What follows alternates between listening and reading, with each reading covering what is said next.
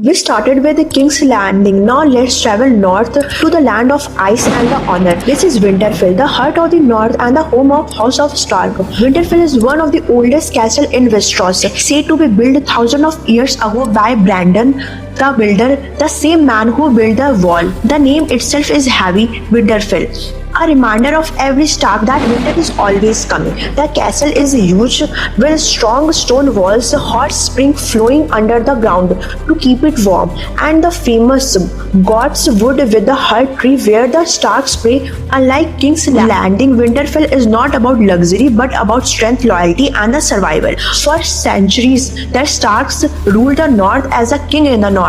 But when Aegon the Conqueror came with dragons, House Stark bent the knee, and from then on, Winterfell became the seat of wardens of the north. In Game of Thrones, Winterfell became more than just a castle. It became the symbol of resistance. It was here Ned Stark raised his children, teaching them honor, bravery, and duty.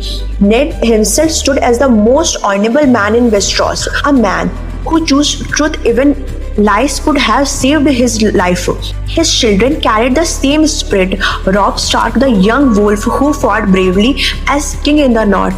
Sansa, who survived betrayal and grew into the true queen of the north. Arya, the fearless girl who trained as an assassin and killed the Night King. Bran, who became the Third Eye Raven and later king of Westeros. Rickon, the youngest whose death broke northern hearts, and Jon Snow, the bastard who rose to be the leader of men and the seal against the darkness. The Boltons betrayed them and took Winterfell, but the Starks returned with the Battle of the Bastard. Jon and Sansa reclaimed their home, and the North once again shouted, "King in the North." Winterfell stood against dragons, against betrayal, and even against death itself. When the White Walkers came, it became the battlefield of the living and the dead.